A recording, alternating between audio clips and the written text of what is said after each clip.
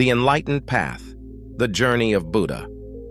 Once upon a time, in the lush and serene kingdom of Kapilavastu, there lived a prince named Siddhartha Gautama. Born into luxury and opulence, Siddhartha was destined to inherit his father's throne. Despite being surrounded by grandeur, he often found himself pondering the deeper meanings of life. The palace, with its sprawling gardens, magnificent halls, and constant celebrations, felt like a gilded cage to the young prince. His heart longed for something beyond the material wealth and comfort that enveloped him.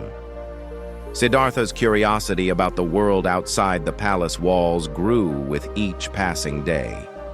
His father, King Suddhodana, had always shielded him from the harsh realities of life. But Siddhartha's yearning to understand the true nature of existence could not be contained. One fine morning, as the golden sun bathed the palace gardens in a warm glow, Siddhartha walked among the blooming flowers. He saw the vibrant petals, the buzzing bees, and the clear blue sky, but something felt incomplete. He realized that true happiness wasn't confined within the palace walls. One day, Siddhartha requested his charioteer, Channa, to take him beyond the palace gates. With great reluctance, King Suddhodana agreed, hoping the sight of the outside world would reinforce the young prince's attachment to the palace. As the chariot rolled through the streets of the kingdom, Siddhartha encountered scenes that would change his life forever. First, he saw an old man, frail and bent with age, struggling to walk. "Channa, what is wrong with that man?" he asked, his voice filled with concern. Channa replied, "That is old age, my prince. All of us will experience it." Siddhartha was taken aback. He had never seen aging before. The sight made him realize the impermanence of youth and beauty. As the chariot moved on, Siddhartha's mind was filled with thoughts about the inevitable process of aging that spares no one. Further along, they encountered a sick man writhing in pain on the side of the road. "And this, Channa?" Siddhartha questioned, his heart heavy with sorrow. "This is illness, my lord. It can befall anyone at any time," Channa explained. The prince's heart ached with compassion. He saw that no one, not even he, could escape the clutches of suffering and disease. This realization was a stark contrast to the sheltered life he had known within the palace. Their journey continued, and soon they came upon a funeral procession. Siddhartha saw mourners weeping as they carried a lifeless body. "Why are they crying?" he asked, his voice trembling with emotion. "That is death, my prince. It comes for all of us," Channa responded. The reality of death shook Siddhartha to his core. He realized that life was transient, filled with suffering and loss. This profound understanding deepened his quest for the truth about existence. Returning to the palace, Siddhartha could no longer find joy in his luxurious surroundings. He had glimpsed the truth of human existence, and it weighed heavily on his heart. He knew he couldn't remain indifferent to the suffering of others. The lavish feasts, the music, and the dances all seemed hollow in the face of the truths he had witnessed. One night, as the moon cast a silvery glow over the palace, Siddhartha made a monumental decision. He quietly kissed his sleeping wife, Yasodhara, and his newborn son, Rahula, goodbye. With Channa by his side, he left the palace, renouncing his princely life to seek the truth. The palace guards, asleep at their posts, did not notice the departure of their prince. For 6 years, Siddhartha wandered the forests and plains, seeking wisdom from wise teachers and ascetics. He practiced severe austerities, denying himself food and comfort, hoping to find enlightenment through suffering. He meditated for hours, enduring the harsh elements and extreme physical hardship. But his body grew weak, and his spirit remained unfulfilled. Despite his rigorous practices, he realized that extreme self-denial was not the path to enlightenment. One fateful day, as Siddhartha sat beneath a banyan tree, a young village girl named Sujata offered him a bowl of rice milk. Accepting her humble offering, Siddhartha realized that neither extreme luxury nor extreme deprivation was the path to enlightenment. There had to be a middle way. The nourishment provided by Sujata's offering revitalized him, and he felt a newfound clarity. Revitalized, Siddhartha made his way to a serene spot by the banks of the Niranjana River. There, under a majestic Bodhi tree, he sat in deep meditation, vowing not to rise until he had attained enlightenment. Days turned into weeks as he confronted the inner demons of desire, fear, and ignorance. He experienced visions and temptations, but his resolve remained unshaken. One peaceful night, as the stars twinkled like diamonds in the sky, Siddhartha's mind reached a state of profound clarity. He understood the Four Noble Truths: the truth of suffering, its origin, its cessation, and the path leading to its cessation. At that moment, Siddhartha Gautama became the Buddha, the Enlightened One. The enlightenment he achieved was not just a personal revelation, but a universal truth about the nature of existence. Filled with compassion and wisdom, Buddha decided to share his newfound knowledge with the world. He traveled to the deer park in Sarnath, where he delivered his first sermon to 5 ascetic companions. He taught them the middle way, the noble eightfold path, a guide to end suffering and attain enlightenment. His words were like a soothing balm to the weary souls of his listeners, and they became his first disciples.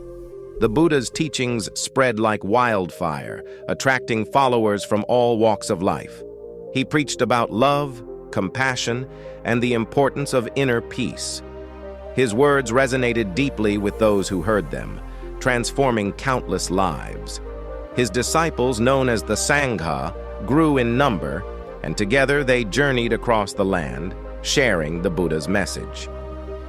One day, a wealthy merchant named Anathapindika approached Buddha, seeking guidance. Despite his riches, Anathapindika felt an emptiness within. "Master, I have everything, yet I am not at peace. What should I do?" he asked, his voice tinged with desperation.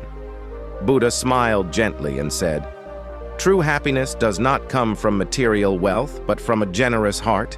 Share your riches with those in need, and you will find true joy."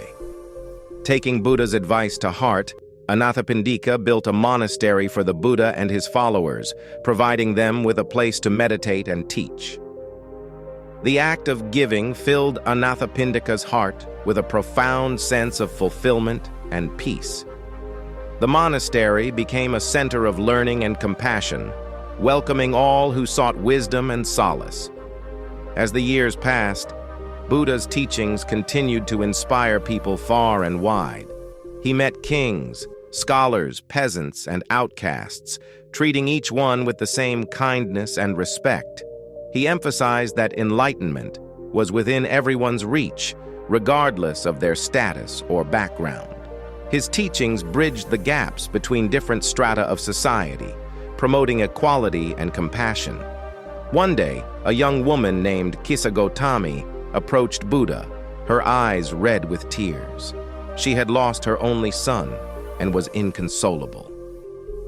"Please, Master, bring my son back to life," she pleaded, her voice choked with grief. Buddha looked at her with deep compassion. "I will help you," he said, "but first you must bring me a mustard seed from a household that has never experienced death." Kisagotami set out, knocking on every door in the village. But every family she met had faced the sorrow of losing a loved one. Realizing the universality of suffering, Kisagotami returned to Buddha, her heart heavy, but her mind clearer. "I understand now," she said, her voice trembling. "Death is a part of life, and we all must face it." Buddha gently placed his hand on her shoulder. "Grief is natural, but clinging to it only brings more suffering. Let go, and you will find peace." Kisagotami followed Buddha's teachings, finding solace and strength in his words. She became a devoted disciple, helping others navigate their grief and discover the path to inner peace. Her journey from despair to understanding inspired many others to seek the Buddha's teachings. As the years went by, Buddha's influence grew, and his teachings became a beacon of hope for countless souls. He continued to travel, spreading the message of love, compassion, and the middle way. His presence brought a sense of calm and hope wherever he went, and his followers grew in number and dedication. In his later years, Buddha returned to the place of his birth, Kapilavastu. He was greeted with great reverence by his family and former subjects. His father, King Suddhodana, now aged and wise, sought his son's forgiveness for trying to shield him from the realities of life. Buddha embraced his father warmly. "Father, your intentions were noble, but suffering is a part of our journey. It is through understanding and acceptance that we find true peace." King Suddhodana bowed his head, tears of gratitude in his eyes. "Thank you, my son, for bringing light into our lives." Buddha's final days were spent in the company of his disciples. He continued to teach, guiding them towards enlightenment. One evening, under the shade of a sala tree, Buddha gathered his followers for one last sermon. "Remember," he said, his voice calm and serene, "all things are impermanent. Strive diligently for your own liberation. Be a light unto yourselves."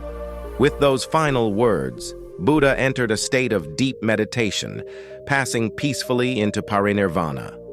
His body left the earthly realm, but his teachings remained, a timeless source of wisdom and inspiration.